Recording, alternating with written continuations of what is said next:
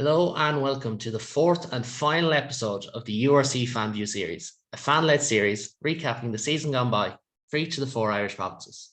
We conclude the series by looking at Munster, who ended a 12-year trophy drought on Saturday by silencing the Stormers in Cape Town. Forget false dawns, end of a certain era, or any of the rest of the talk.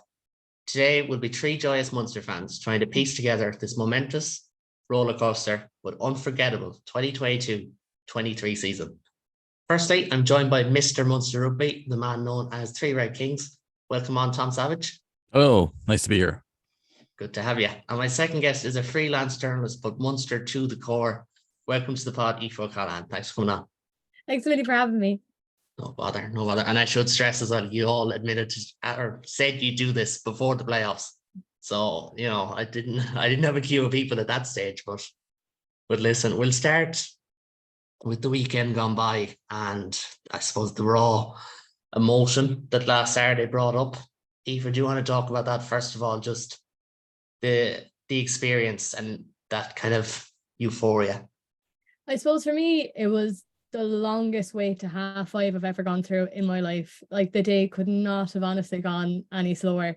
And I was working till 2 o'clock beforehand. So I was trying to fill, I ended up in like a garden centre with my mum and all that, just trying to fill the little gaps between. But honestly, afterwards, I think, do you know, for me, I was so nervous going into it. It's where I was playing, do you know, to be honest, like, but like, do you know, we've been there before and we've gotten to finals before and we've always, like, I don't want to say we've let ourselves down, but I just didn't want to get my hopes up too high in a way. You know, especially after the last couple of games, especially the Leinster game, you know, everything being such close margins, I didn't want to go in saying, like, I had every faith in the team that they could do well in whatever, and I knew we'd show up on the day, but I didn't want to kind of put all my eggs in the basket too early on and get too excited to then come to full time and be like, you know, gutted, like. So but when that final whistle went, I did cry, not gonna lie. I was one of the people that, you know, tears fell. And I think, you know, with it being in Cape Town as well, I think, you know, we didn't have that connection we possibly had in like previous years, you know, with the Heineken Cups and stuff being so close to home. I think with it being so far away and people knowing it could be unattainable for them to go, I think everyone was quite quiet in Munster, I feel like, about it, for my part anyway, you know. And I think it was very much nerves of we could do this, but I think a lot of us didn't want to think too much on if we would, you know, especially with whereas it might be, you know, the old people's futures, you know. I think everyone was very, you know, like normally, like, I play rugby, I play with Dolphin, and none of my teammates wanted to go out for it. We were all happy to just kind of do our own thing, nothing to the girls or anything like that, but a lot of us were very much like, you know, we don't know how this will go and we don't want to be seen crying in Runes and Cork or whatever, like, you know. So kind of coming away after, it was very much pinch me, like, I can't believe we actually did that. And it was only, I think, the homecoming and even watching the video on Access Munster last night that it kind of started to sink in, you know, that it actually started to be like, oh my God, this is actually like real, you know. So, but like, I still can't believe it, to be quite honest. It still does feel real to me, you know. Yeah, and both Graham Rowntree and Peter O'Mahony said it'll take a while for it to sink in, but we didn't.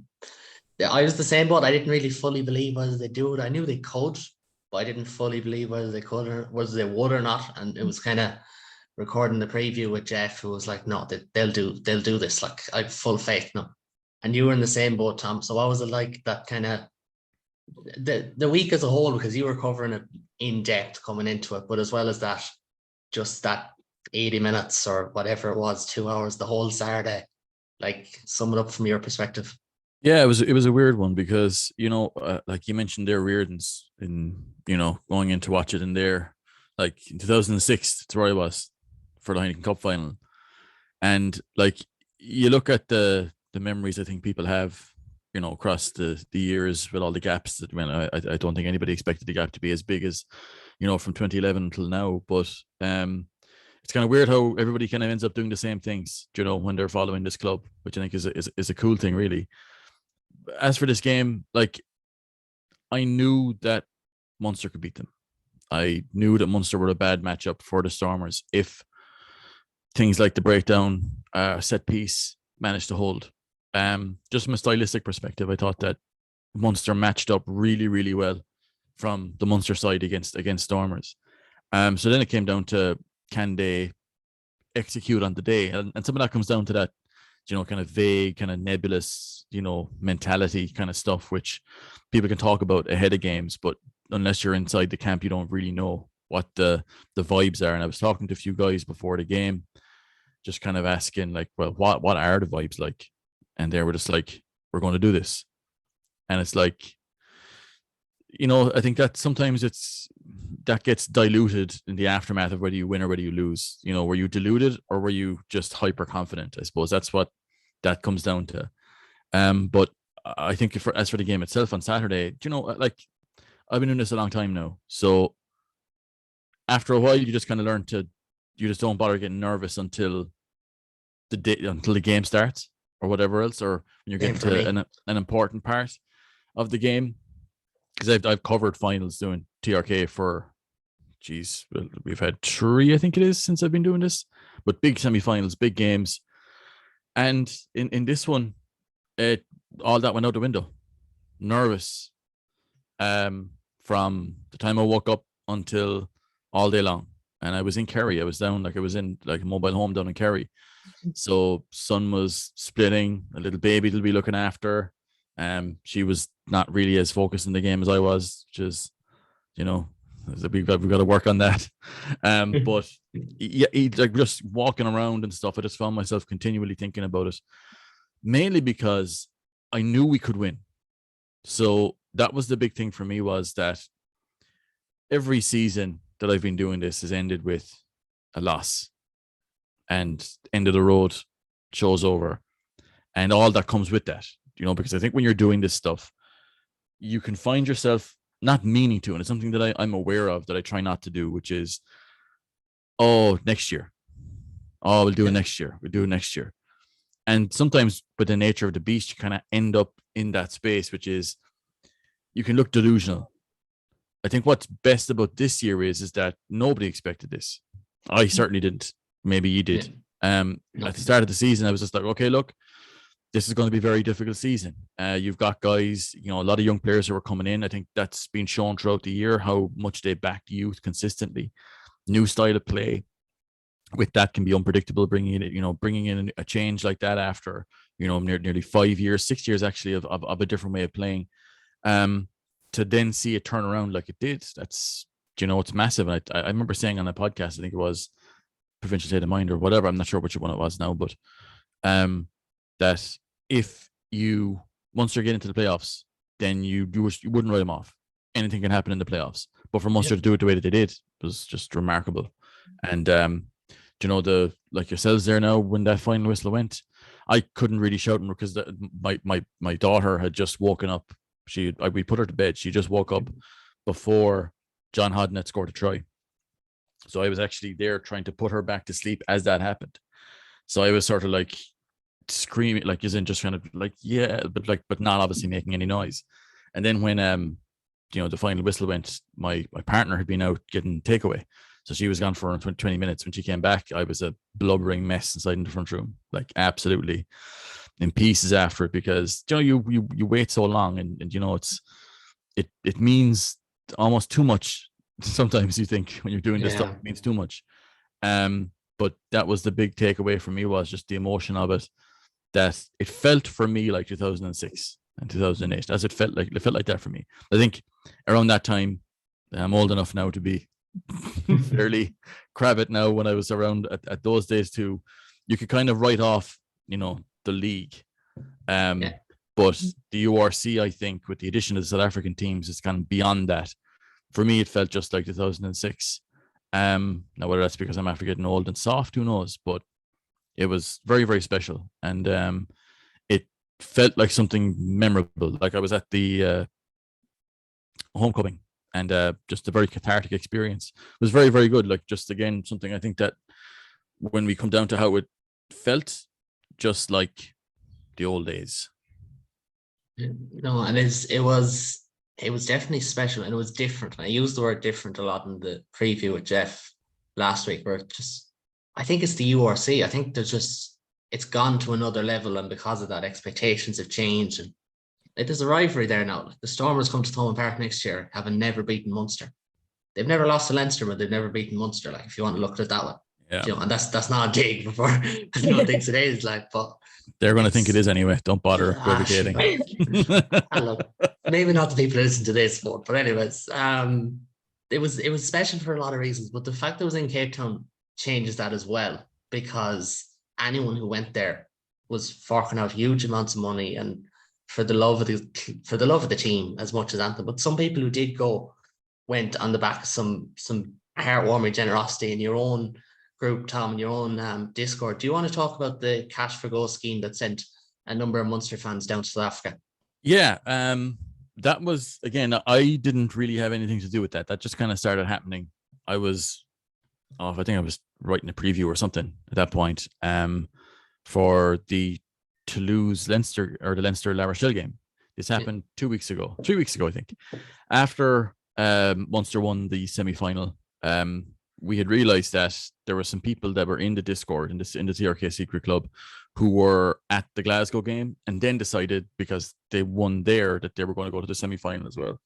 Some people in the Discord decided that these people were our lucky charms, that they were there for Glasgow, we won. They were there for Leinster, we won. So, and they were like, well, what a shame we can't go to Cape Town, you know, financial wise, money wise, whatever. Because again, we're talking about a very expensive trip here.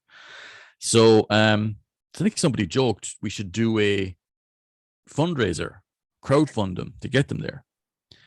And 3 hours later, we had the price of tickets, hotels raised for the two of them, for Keelan and Patricia.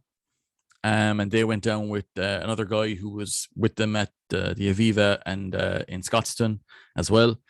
And they went down, bought the tickets that day, and they were in Cape Town for 4 or 5 days, I think it was, and had what a time they had, because after every game they would get a selfie with Craig Casey.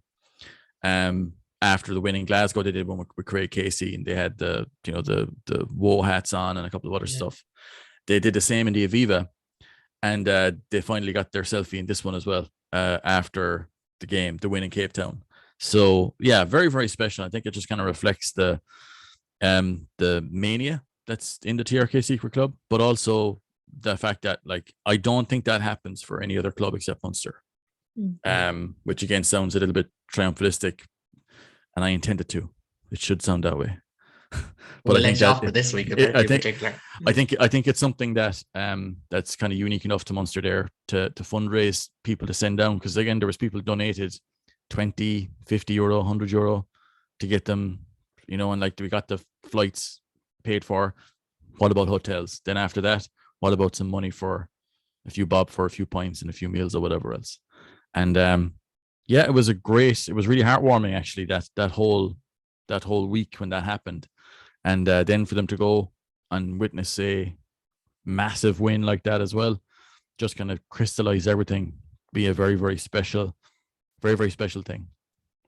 Oh, it is. And it's for anyone. Like, I know Quinny was tweeting about I think his mother was down there, and there was, you know, loads of people. Like, you seen Sean Payne was in with Rugby Travel Ireland, CJ hugging the lads. Like, it's not just about the squad and the players, or the squad of players and fans. It's about the people who, like, just like from management in the branch to, you know, again, coaches, players, fans. Like, it was a win for everyone in some ways in that regard, like, because it's been so long. And obviously Peter O'Mahony and Jack O'Donoghue spoke about those who passed away in the last few years, both Axel and Tom Tierney and among others, and spoke very well. And like, it makes you realize sport isn't everything, but when you have a purpose, you know, it changes things. And like, this team has been through a lot. Like, I think last year, the way they lost to Toulouse in the Aviva, you know, we were all there. I was walking, we got to lose to the point. I did not say a word until we got to the point walking back. I was just shocked and heartbroken. It was one of those days. And then they start 2 wins in their first 7 games. They lost to the Welsh regions. And I suppose, were you worried about what would happen this season after that opening block? We'll come to yourself first, Aoife, because it was like 14th place after 7 games it's not a great start. I think so, yeah. Like I was up in Musgrave Park for the 2 pre-season games. So the Gloucester game and the London Irish game. Now I wasn't working, I was just literally there with one of my pals. This is before my journalistic career kind of started to take off.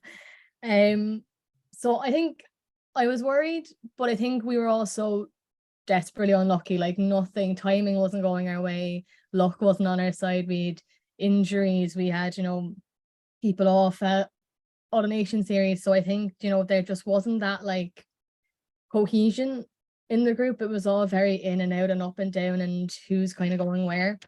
And I suppose like a lot of the pressure then kind of fell onto the younger people. Like, I say youngsters as if they're like miles younger than me. They're literally the same age as me. But like that younger crop were kind of nearly thrown in at the deep end a little bit, and like I think confidence wise that probably didn't help them in a way, especially with then you'd have like Conor Murray back, but like Conor Murray's gone again, or like there wasn't kind of a gel. And I genuinely think, not to big up Parky Queeve with it being down the road for me and all that jazz, but I think Parky Queeve was a massive turning point for them. I think it solidified the group. It gave them jokes going into that game. Everyone was like, it's just South Africa. It's like, it's just, that we're doing this just to get the GA back in our favor, whatnot again. It's kind of nearly, a lot of people just saw it as like a kind of promo thing. I personally did it. I thought it was the best thing ever because Parky Queeve is quite literally a 10-minute walk for me. So to grow up going to GA games down in Parky Queeve or whatever, have rugby play down there, I loved it. I thought it was amazing. But I think for that crew, I think it was an opportunity to show people kind of what they were made of in a way. And I think the fact then that they won, that they beat a South African side, knowing they have to go down to South Africa and play their top teams, I think that was a massive confidence boost for them. And I think that stood for them. Yeah, and I suppose, but because we will talk about Porky Queeve in a bit more depth in a few minutes, but that opening block as a whole, Tom, like, were you still convinced that they'd turn it around quickly? Because I know Dennis Leamy was one to say, give us, judge us on December or November, or judge us a while later. And obviously, like a lot of people said it as well, including myself and probably yourself, like Mike Prendergast did have basically a month with this squad, with very few backs gone into Ireland camp, and they came out, they were a different team in round 8. Like, so those first few games, were you worried or were you more confident that they would right the wrongs? Well, I mean, you would look at the pedigree of the coaches there and you go, well, look, they will turn it around. But I mean, there's always an element of it being really unpredictable, because when you're making the radical changes on the training side and on this, the actual framework side that Munster were doing, that can be unpredictable. It doesn't always have to end with things getting better. It can always get worse. Like, that's the thing. At the October break, Munster were 14th in the URC with some really poor performances along the way. But we can look back now and say, well, look, it all worked. But, people would have had, the coaches believed in what they were doing and that it would start showing results. But that was far from a guarantee. You had the training like that can lead to injuries. It can lead to, like, when guys aren't used to that pace. But I suppose you have to look at the guys who were involved, look at their experience, but also look at the fundamentals of what Munster were doing. You could see that Munster were trying to pass the ball a lot more consistently than what we had been doing, under Van Ron and Larkham. Like, people have this idea that we never passed the ball at all under those fellas, but that's not true. Like, we did, but we just didn't do it consistently. Like, I think it was very weather dependent and opponent dependent. Like, Munster would try to play expansively every now and then under Van Ron and Larkham, like, to the point where, towards the end of the season last year, we were trying to throw the ball around quite a fair bit. But I think the basic principle of what Roundtree, Prendergast, Leamy, and Kiriaka were doing, with George Murray as well heavily involved, is that you train how you play and then you play the same way every week. So what Munster have been doing all season long has been consistent, game to game to game. Now, performances levels have gone up and down, obviously, but the principles that Munster are trying to play are the exact same. Like, Munster in this season have never once decided, you know what, we're just going to kick the leather off the ball today. They've tried to play the same way every single week. And with that comes consistency. With that comes cohesion, where you start to build a way of playing where, if you're going to hang on to the ball an awful lot, like Munster do, You need to understand who you're playing with. You need to build those relationships, and that was all starting from scratch. And I think that, as you said there, the Páirc Uí Chaoimh game was that turning point, because I was in the press box for that one, and in for my first time ever there in Páirc Uí Chaoimh, and the energy that you could feel from the crowd in that game being reflected back from the players was, again, like the old days. And after that game, the energy in the crowd walking out of the stadium back into the city was unbelievable. Like, I was walking there kind of stuck. I wasn't going to hang around for the media, and I never do for post-match interviews or whatever. It's pointless. And on the walk back in, it was packed, coming down in, and just the energy from people. Just, there was lads singing, there was the buzz, like kids were there walking, like, as in, talking about the game and everything else, and how loud the crowd was. That all builds something, not just with the players, but with the crowd as well, to go, well, look, these guys can win, these guys can produce. And from there, it just kind of kept on, little bits kept on clicking and clicking and clicking. Like, that South Africa A game is probably a really good example of what Munster could do when things did actually click. And then, like, the season then kind of fluctuated a little bit more again until it came to that playoff run at the end, which was, again, just outstanding the way that they managed to finish it off while sticking to the same principles that they had in the very first game against Cardiff, when things were looked rubbish, and then the second game against the Dragons when things were bad as well. They've been playing the same way, same principles each time. And just like, obviously we've spoken about there how important that win in Páirc Uí Chaoimh was for Munster in terms of their season. But as well as that, there could be big games in Páirc Uí Chaoimh to come. So do you think having that fixture being such a resounding success was important for the prospect of a URC final, which Martin and I spoke about, or a Highland Cup semi-final, and just building the relationship with the Cork County Board to get games there? Start yourself, Tom. I think it's inevitable. It was such a success. The GA were delighted. They got a fine payout on a time when they had no games being played. For Munster, was a massive success as well. Like that fixture sold out in, what was it, a week? A week or a week and a half, something like that. 41,000. Like, you could see the Leinster game being played there at Christmas every alternating year.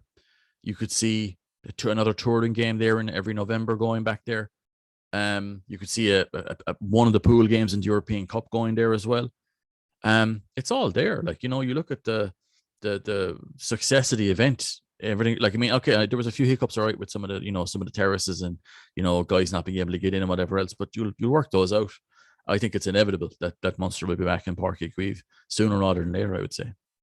And would that be, as a Cork woman yourself, Eva, is that something you think would excite a lot of Cork rugby fans to get more high profile games? Because commentary that night literally said it was probably the biggest game in Munster, considering there was 40,000 people at a game in Cork.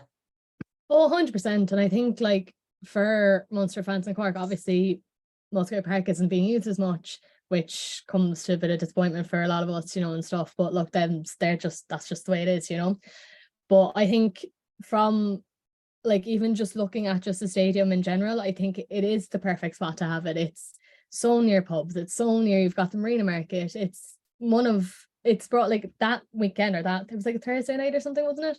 And it just brought so many people into Blackrock, in the piss and rain. And just for, like, obviously for myself, I live in Blackrock. I have grown up, I walk my dog around Páirc Uí Chaoimh every single day. I watched them basically build the pitches through little holes in Páirc Uí Chaoimh where I could see in from the marina and stuff. So, like, for me, it was massive, because I never thought I'd see anything other than GA be played on that pitch. Like, there's, like, I grew up in a staunch GA family, and all my mum's side are all GA players. I get rugby from my dad, thankfully.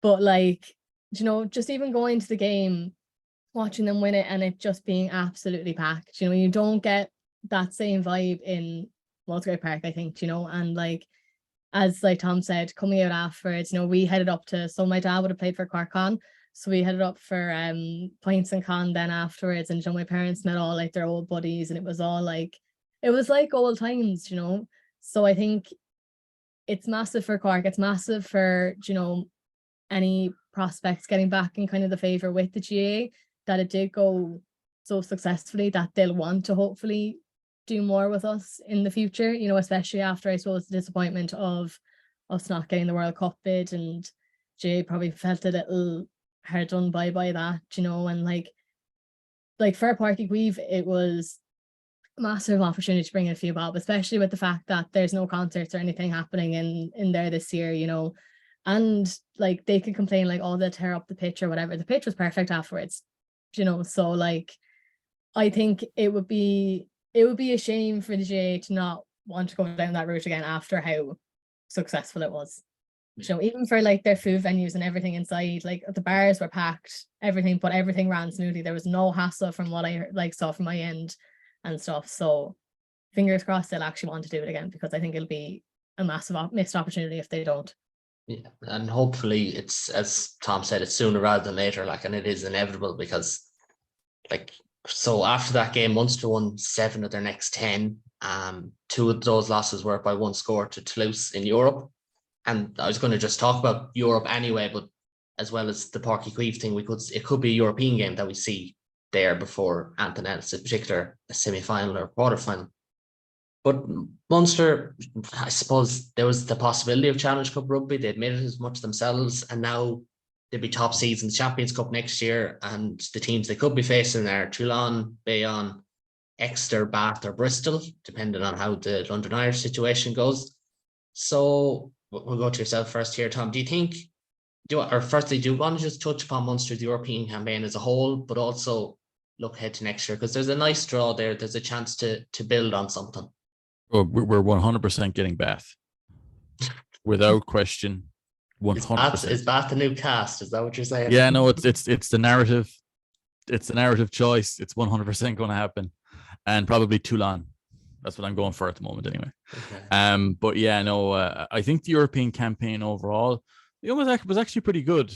I think that where Munster were at the time, not at the level to trouble Toulouse, like to a point where we would beat them, but we gave them a right rattle in over in Toulouse, and I think the weather in Thomond Park that day actually helped Toulouse more than it did Munster.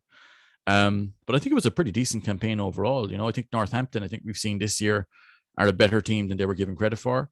I think Toulouse obviously as well. Look, they had a disappointing loss against Leinster. I think Leinster are a horrific matchup for Toulouse for whatever reason, because I suppose Leinster are very good, but you look at Toulouse for whatever reason, they just never works for them against Leinster. But they are flying really well in the top 14, and they'll be thereabouts to win that as well. So I think that Munster did really well, relatively speaking. As you said, they're only lost by a score to, I think, a really good Toulouse team.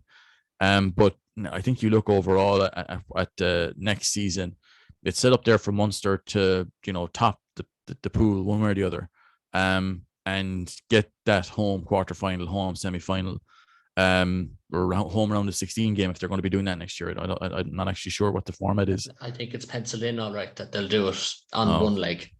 Well, if they get that run of home games to the semi-final, I mean, who knows? As in to have 2 games maybe in Páirc Uí Chaoimh or whatever else, that'd be really good.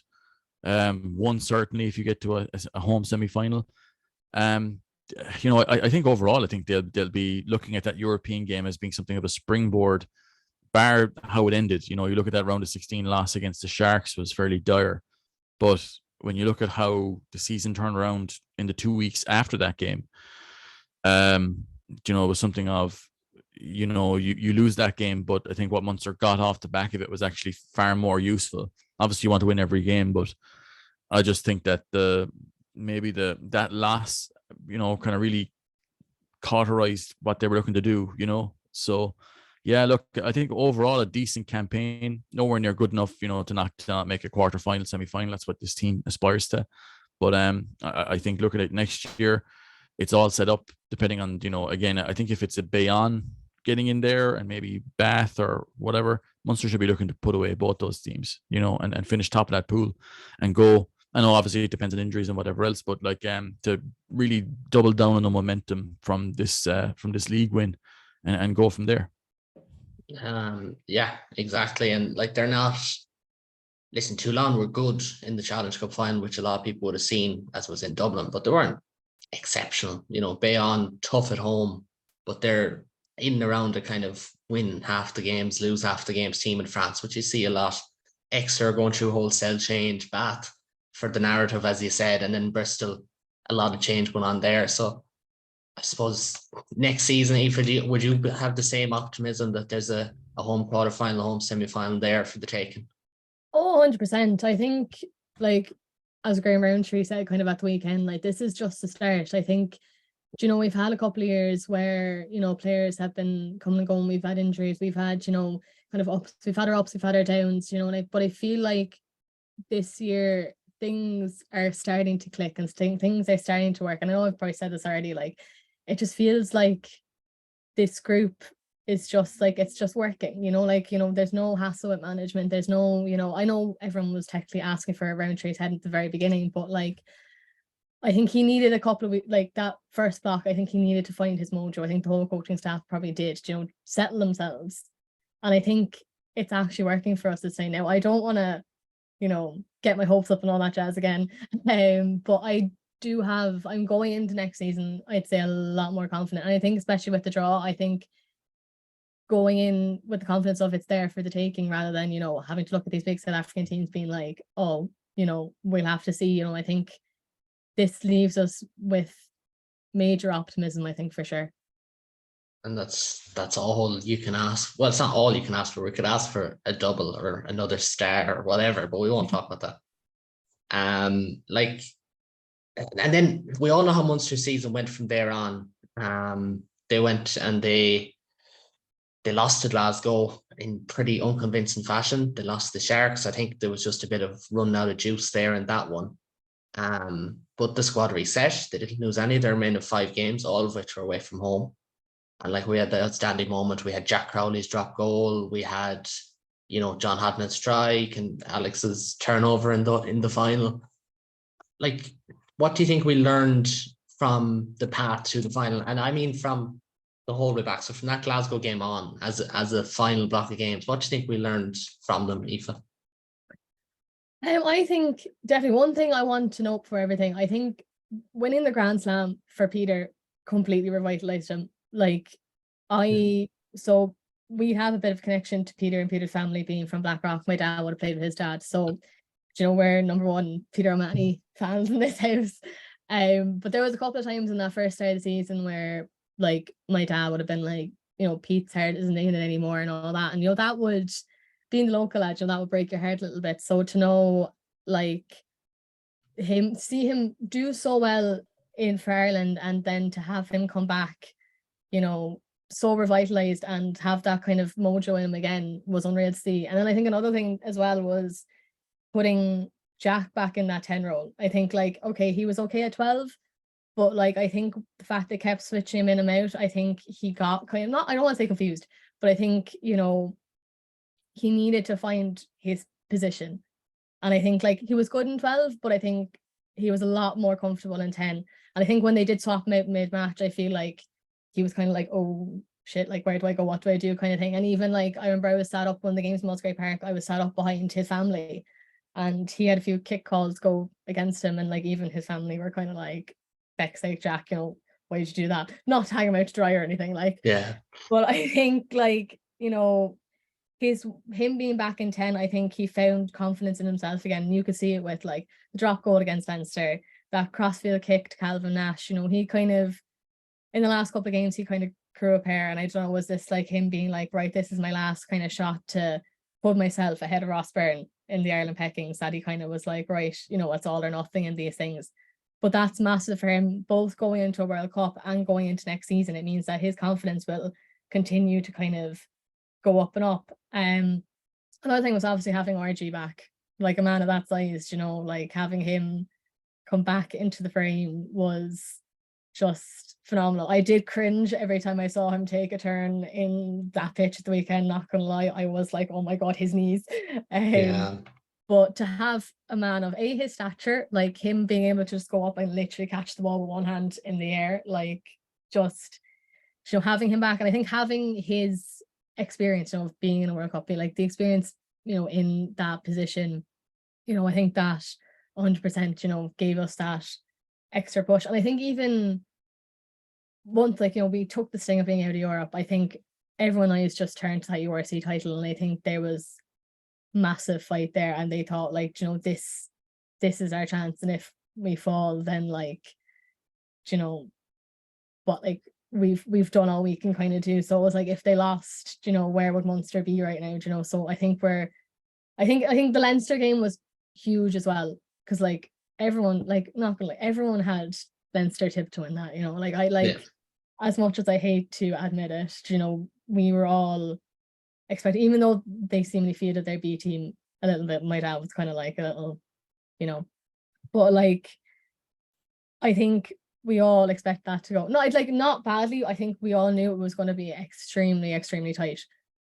But I think once that drop goal went over, I think we were right, we have to win this. We can't let Stormers beat us, because then it would all have been for nothing. Yeah, that's true. And Tom, do you want to jump in? What was your Munster's path from Six Nations onward to the final? What do you think we learned about them as a squad, first of all, but then also what did they develop? Tactically, was it just improving over time? Do you think there was an attitude shift as well, or they had two tough losses? Yeah, no, I think we saw that the way Munster are playing at the moment is they need to be playing every week to week to week. What we saw in the Scarlets game, and I suppose in the Glasgow game as well, was there was a lot of time off between the last game before the Scarlets game. Then there was a week off, and then back to the Glasgow game. That led to, I think, a lot of disruption, because I think I said earlier there, what Munster have been doing is so cohesion dependent. If you're going to be passing the ball and running so many rucks as Munster do, most rucks of any team in the URC this season. Actually, another stat, Munster have never lost this season when the ball in play time is over 38 minutes. So that's a team who, there's lots of, the fitness has to be right, but you've got to be able to play with the sort of, I know continuities and I'll, cliche at this stage, but they do pass the ball an awful lot. So when they were off for those, the few weeks around the Six Nations test window, things seemed to degrade a small bit. And, I think what they learned is that they need to be on field. And I think you look at from the first Stormers game to the final, there was a very settled team. They went with who they wanted at 10, and they went and they ran the whole, the back line was very settled. The pack ended up being very settled as well. So guys knew exactly what they needed to do. So Munster went into playoff mode very, very early. And with that, game, that all helped them build the way of playing that we saw towards the, coming up to the final and everything, where they stuck to their principles all the way through. But I think that's the biggest thing, is that, and maybe that won't be the case next year, because they'll have, the entirety of this season and preseason, a much longer preseason this year under their belts, which will help, for the wider group to have, more cohesion, more knowledge of the system, I suppose, of what Munster are trying to do, which is, again, quite a complex system too. It's, when you're playing a lot of on-ball rugby, high possession rugby, that's a complex way to play. So that's a big deal for Munster. I think it shows in how they went to that final, just how, I suppose, comfortable on the ball they were. That was the big thing for me, the development of their confidence in both themselves and the way that they were playing. So that was a huge positive for me as the end of the season. Yeah, 100%. And we probably don't get a chance to say this line enough, but Munster won the URC 1914 win over the Stormers in Cape Town. Again, we don't need to remind people, but it's just nice to keep saying it. But I just jumped to you first on this one, Tom. You spoke very well about the difference between Munster as an on-ball team versus Stormers as more of a counter-attacking threat team. So how did Munster first approach that game, but how does that kind of differ from previous finals where there was heartbreak and just a sense of just they never came out of the gate at all? Well, the style has a lot to do with it. I think under Johan, again, I think, and this isn't a criticism, I think that we reflected a lot in Van Kroon about what he is, which is a very good reader of the game. He understands very, very deeply how Munster win and how Munster lose. And I think Munster's approach will often be very reflective of the opposition. Now, most of the time, Munster in the last couple of years, the league campaign ended against either teams who contested the final or Leinster in the league, who would generally win the league most years.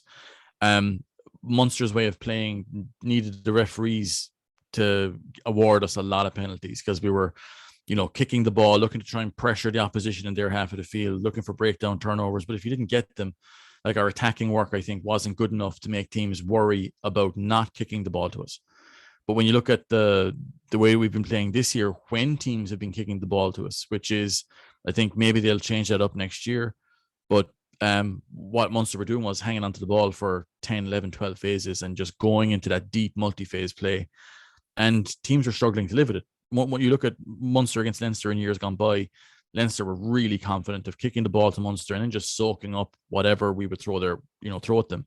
I think one game in Thomond Park where we had the ball for, it could have been nearly 2 or 3 years out there, and I don't know, would we have scored? But that'll give you an idea as to how we were playing, which was, I think, attack-wise, we weren't troubling teams. That's changed this year. And I think that's the biggest thing in this final, where when the Stormers, most of their starter plays start with them kicking long down the field. When they did that, we hurt them relentlessly. Whether, you don't have to score a try from every possession, but we were stretching them. We were moving them off center. We were making it difficult for their forwards to live with as they kind of went from touchline to touchline. Well, not even touchline, 15-meter line to 15-meter line. And that way of playing was, like I said, a really bad matchup for the Stormers because their base state is to kick the ball. So they kick long, they wait for you to kick it back, and then they hurt you on transition then. So they're kicking it to get it back into position that they wanted. What Munster did was we did not give them the ball back in any position that they wanted it. So they were constantly on the back foot whenever they kicked the ball. So it just felt to them like that they were just kicking the ball away because that's how Munster made it look. So that's the big change for me going to a final, is that the way we're playing now allows Munster to be proactive, where we don't need a referee to award big breakdown turnovers. We're not just looking for a maul starter to get us going. And we've way more weapons now and so much more ceiling to go. Like our first phase strike plays, I think, have such a long way to go to get up to, we're a level where we have that as a core attacking part of the game. All that means that you can play in the front foot. You can play with confidence. You're not stuck, waiting for somebody to give you something or for somebody to make a big defensive play. You're able to affect the ball, yourself, ball in hand. And that's, I think, the biggest thing for Munster this year, allowed them to play with such confidence. Yeah, that's it. And it's like, I seen a thing, I don't know who wrote it, to be honest. I'm not going full like Eamon Dunphy here, but I don't know who wrote it, but someone did say Munster made a poor start, falling 7-0 behind.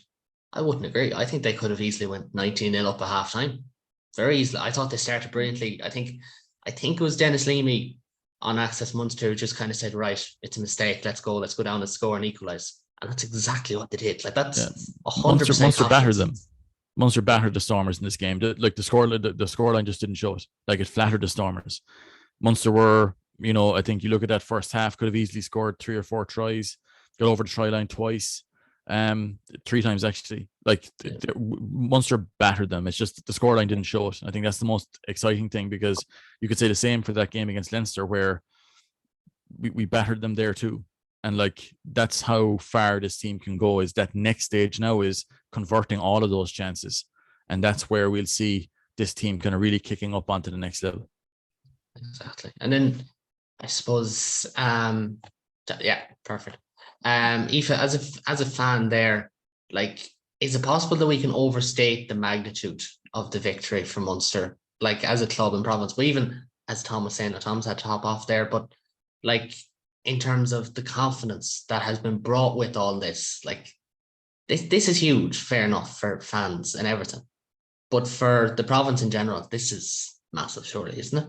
Oh, it is. And it's bringing, even fans back into it again, because we've had so many years the heartbreak and the being thereabouts, always the bridesmaid, never the bride, and all that jazz, so to have the win like not even like, you know, beating Leinster was great to show that like we are, you know, a force to be reckoned with, whatever, with Leinster being the top team in Ireland. You know, that was probably the really big deal. And then to go on and win silverware, when I think a lot of us at the start of the season kind of not never thought we would, but didn't really expect it, if that makes sense. And I think, you know, for just rugby, like, so obviously I'm heavily involved in Dolphins, so I know the goings on and like the minis or whatever, and it like with all the head contacts and all the whatever, it's so hard to keep young people in rugby these days. And you know, like to see, you know, Munster do so well to bring back that kind of fans who might have drifted off the GA or drifted off to the soccer or whatever, to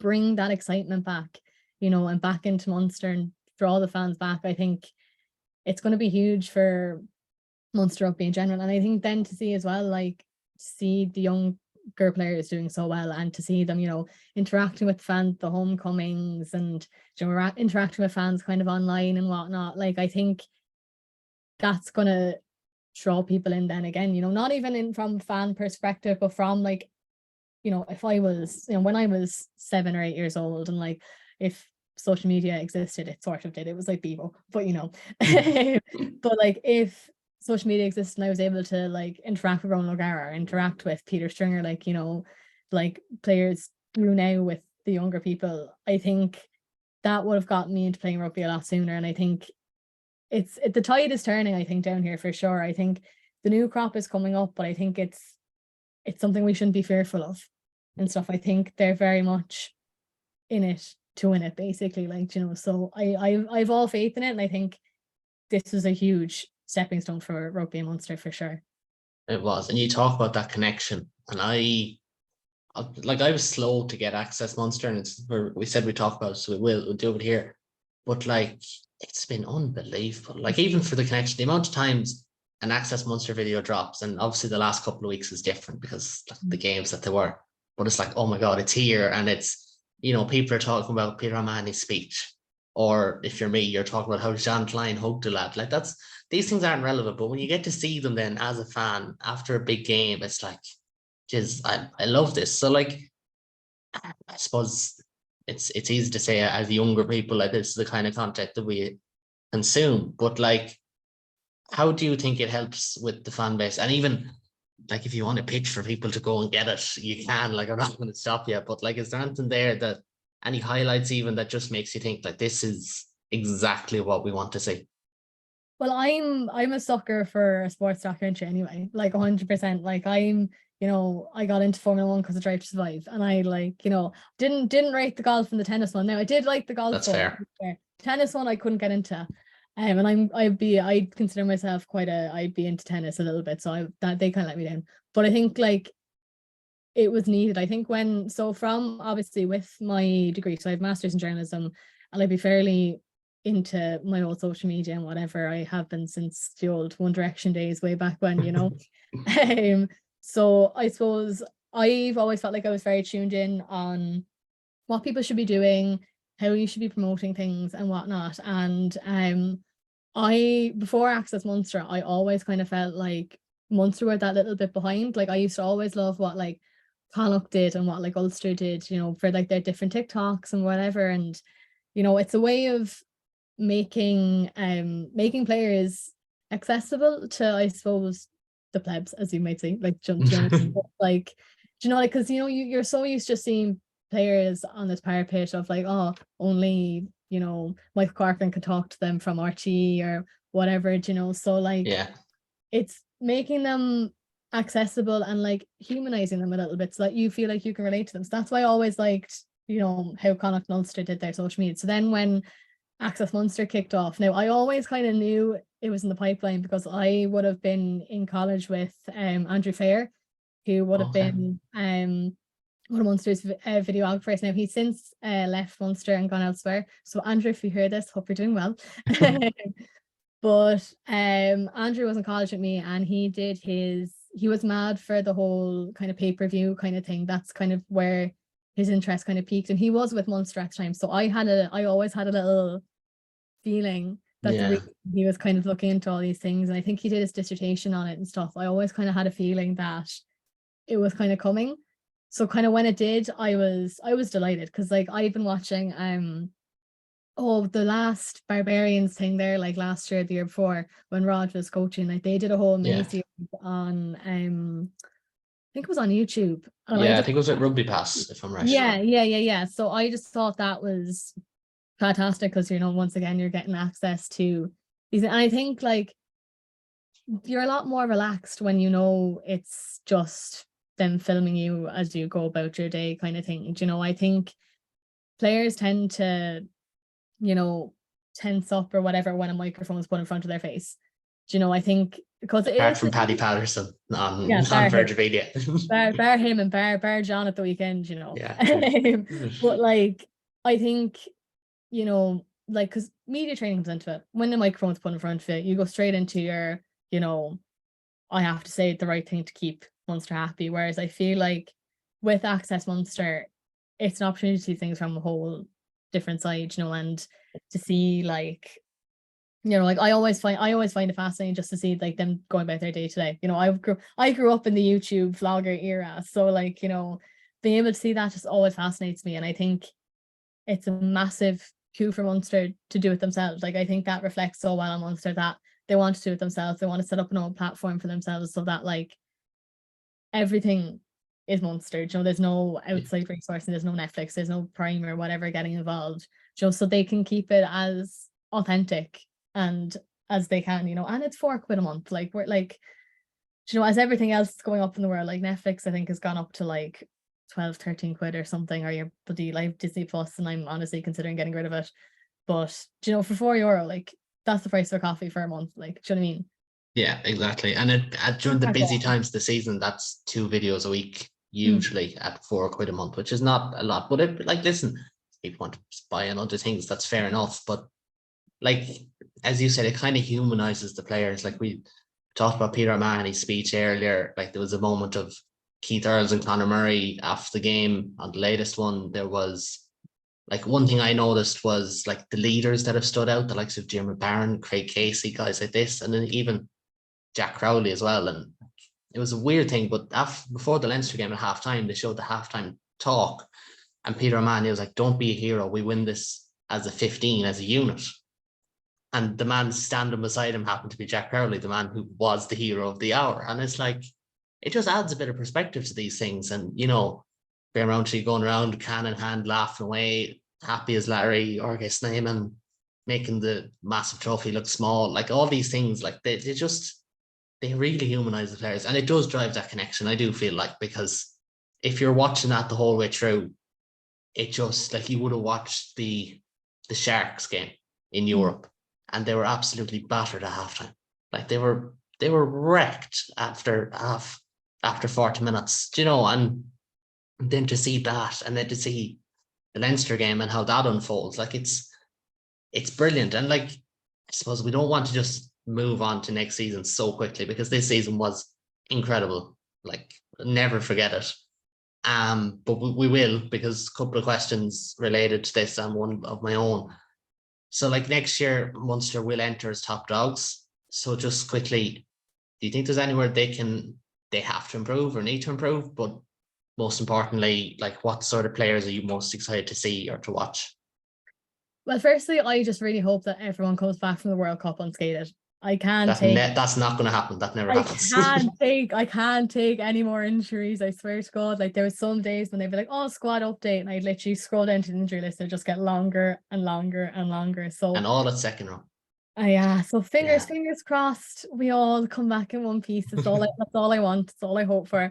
Do you know what? I'm really excited to see John Ryan come back. I think is one of them after a stint in New Zealand. Do you know, I think he's kind of having like his like revitalization kind of era a little bit. So it'll be really good to see. And the fact he's getting started regularly for the Chiefs, like that's just, I think a lot of us kind of saw him probably going out there and just going out there for the sake of going out there. He got signed kind of thing. And like none of us kind of knew what or expected kind of what would happen for him. So to see him doing so well out there, it's great. And like fair play for him to move and his whole family out there, especially after his wife had literally just like given birth. So fair play to their crew out there. So I'm excited to see him come back and see what he can kind of do. Joe, obviously there's John Hodnett and Jack Crowley are kind of starting to come into their groove now in their form and stuff. I do think Hodnett being left out of the Irish squad is a little bit of question mark, but yeah, we move.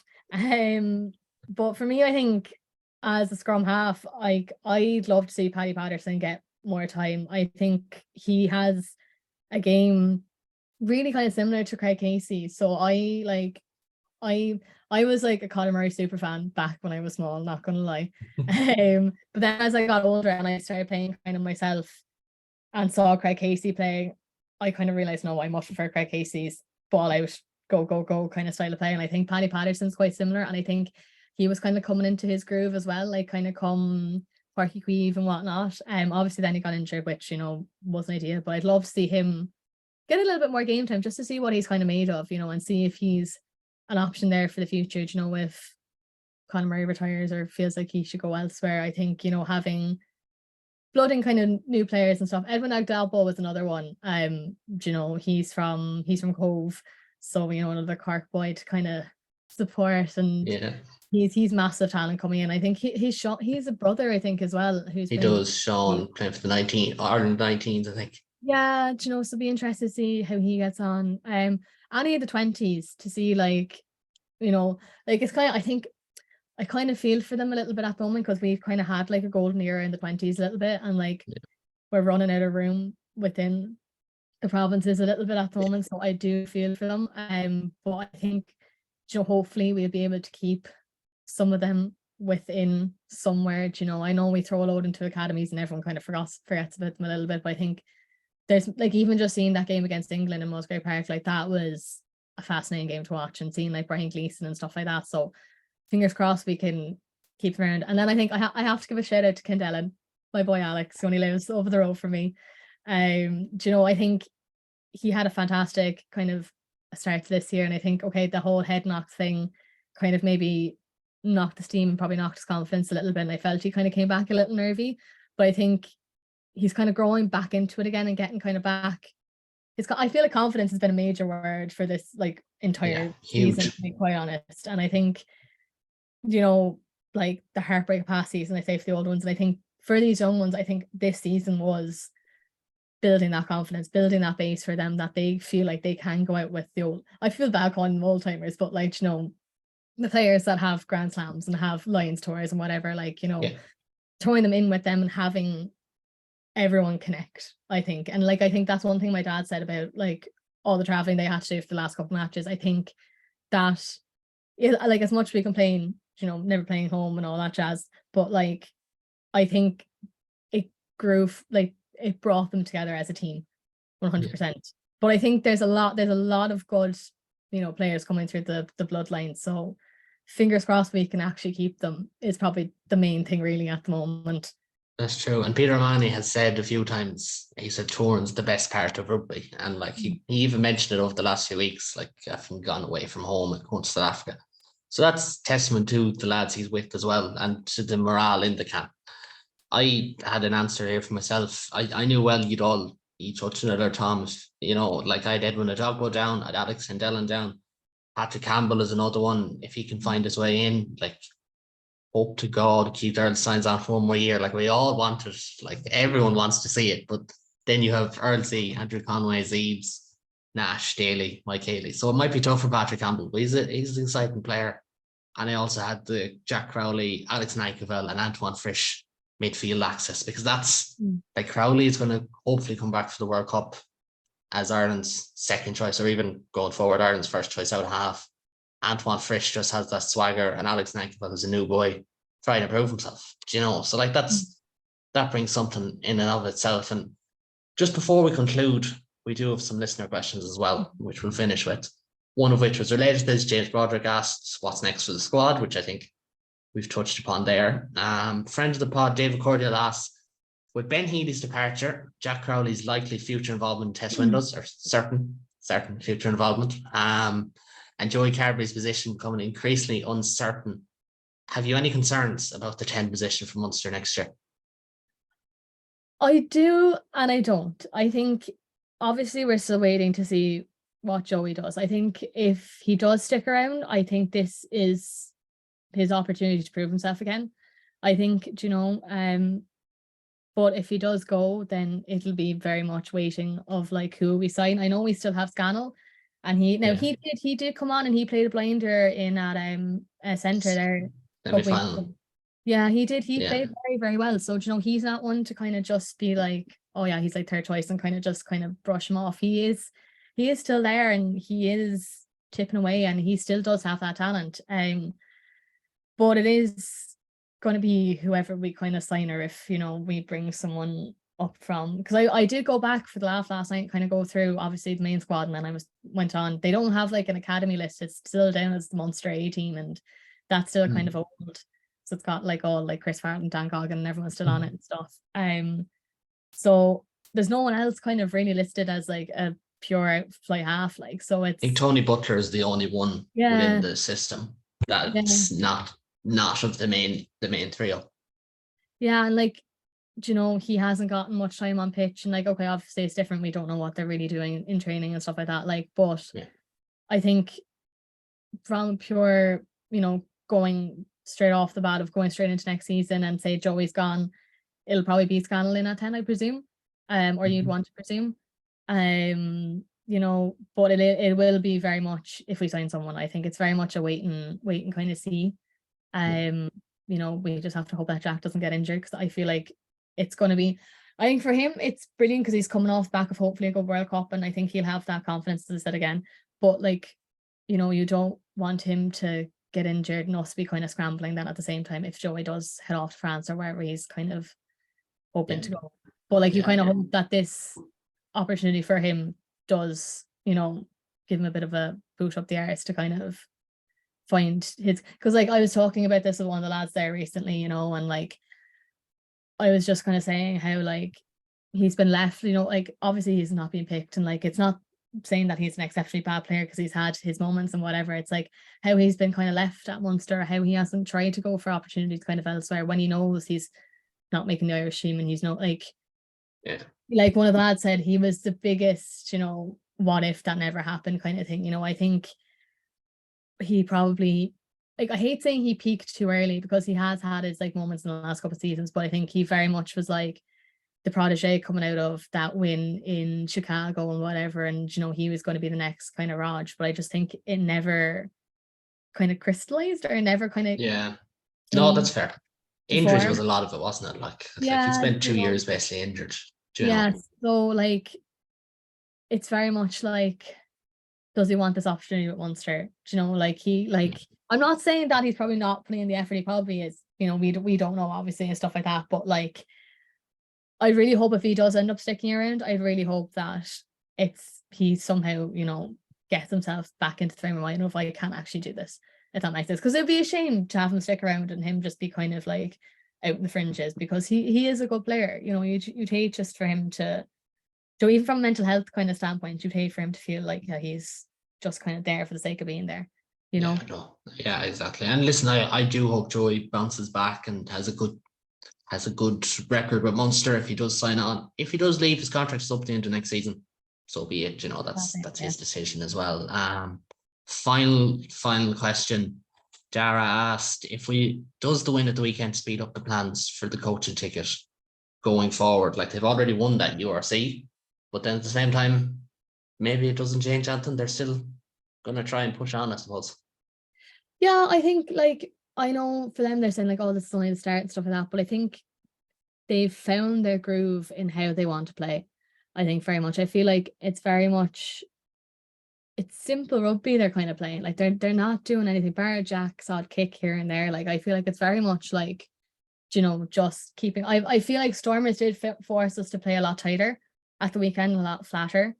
But I think it's just keeping, I think they found their formula of what is going right for them. And I think it would be a shame to kind of change anything. Now, obviously that will change with players and who's available and whatever, like if they may have to tweak things here and there, but I think they have their vision, like especially after the win, I think they have their vision of where they can go and where they want to go. And I think it's just sticking to what they know and sticking to what they know they're good at, if that kind of makes sense. It's all about the making progress week on week as well. Like, Mike Prendergast has used the term green shoots a lot of progress, and he's right. Like, and they did show, and even like I think Calvin Nash said the last day, like they were nearly comfortable to the fact that there was going to be a cross kick at some stage in the match, because he had said all week, I'm going to put my hand up at some stage and you're going to get the ball to me. Do you know? And that takes confidence as well. Like that buzzword again, confidence and being comfortable in the game plan. And like for coaches, that's all you can ask for them, because they are getting the players to that position where they're comfortable to just take ownership of what's being asked. And listen, I'm not going to ask for a Heineken Cup title, but I wouldn't mind. You know, it's been a while. I was there in a ways. I would love to be there again in 2024. But I think I'm old one. I think at this stage, 100%. I'm 100% old one after what my parents did. But no, it's even funnier. Like I was thinking about the homecoming and whatever after the match, and I was like, oh, surely they have to do like the open top bus and like the Shane Daly was asking for it, in fairness. Yeah, the back of the Lowry at like the end of like, well, when they won the Heineken Cup that year, they came to South Mall in Cork, because obviously it was Decky Kidney was head coach, so they came and did a massive thing in Cork. And I remember, I still clear as day remember it, like, and I was like, surely we'll have that. We'll all be out in our pennies. We're doing the Irish by birth, Munster by grace of God t-shirts back then. I was like, surely we'll get all that. And like, obviously it was great to see Thomond packed out and it looked great up there, but I was like, there wasn't the same vibe as years gone by, I was like, it was good, but I was like, I want that, like, you see the scenes in La Rochelle and the Port, like, I was like, I want that absolute, like, carnage. Yeah. Everyone out in the street. Now, I was chatting to one of my friends and she was like, no, Aoife, she was like, that was 100% like a health and safety move. She was like, I don't think open top buses are considered safe anymore. And I was like, no, but like, you want, like, Craig Casey hanging out over the side, like, with like someone grabbing his belt buckle so he doesn't fall off or whatever, like just bringing everyone together kind of thing again, and I think Europe will hopefully do that next year. I don't want to get my hopes up and all that jazz, because I always get very disappointed when things don't go my way. But I think it's the next step, and I think we're getting there, and it'll be interesting to see, like, how the new coaching ticket in Leinster goes, or how the new, like, coach ticket in Connacht goes. Like, will that kind of bring, like, will Leinster end up going up another level? I think Leinster are starting to maybe plateau a little bit, and like it'll be interesting to see how they go next season after the heartbreak of like they came away of, like, of all people to win silverware in the 4 provinces. Like, I don't think a lot of people expected Munster, not gonna lie. There was people saying Munster were the 4th best province after 3 games the season. Like, and what can you judge after 3 games? So like, I think it was very much like, I think everyone who wasn't a rugby fan or didn't kind of know, what it is to be a Munster fan or whatever, they were like, oh yeah, Leinster have all this one. So to see them, fall apart in a semi, it just kind of makes you rethink, it's not all about Leinster. So like, even like Ulster have come on, I think, leaps and bounds this year and stuff like that, and okay, be interested to see how they play on their new pitch. I think they're getting one of the 4G ones now in the Kingspan. So that'd be interesting. Be interested to see, actually. Now that's three stadiums out of the only province that has 2 grass pitches is Leinster. Yeah, and they have Donnybrook as well, which is 40. If they use it for the odd pre-season friendly. Yeah. But even at that, like. Yeah, I do you know what? I used to rate it back in the day until I played it. So we play a couple of games in Musgrave Park with Dolphin, and do you know what? When you start playing on it, you do start to like it. It is great on a dry day. It does make the ball move a lot faster. So it'll be interesting to see how Ulster find that, or how, like, Connacht kind of get settled in and sports ground and stuff. So I think provinces will be it's going to be a lot tighter, I think, between the 4 provinces next season for sure. Yeah, so be interesting. That's a common question I've asked over the last few weeks. I didn't ask it here, but like of Ulster and Connacht in this series as well, is the gap just getting so small that, like, the difference between being potential league winners and being potentially 4th to the provinces is nothing. And it really is. Like, Ulster lost to Connacht by, what was it, 4 points or 3 points? Munster beat Leinster by 2 points. Munster win the league by 5 points. Like, it's nothing. It's really nothing. Yeah. But that is all we have time for. I've kept you long enough. Thanks to Tom and to yourself, Aoife, for coming on board. And thanks as well to all the contributors I've had on for this series. We'll round out this season's content with a final season review podcast coming next week. And then we become more sporadic before diving right back in for the upcoming Rugby World Cup, which is just 14 weeks away today at the time of recording. So thanks to everyone for listening. And if you like what you see or hear, please do subscribe, and you can find all the links to the channels below, including an article on Munster's URC win. But for now, until next time, take it easy.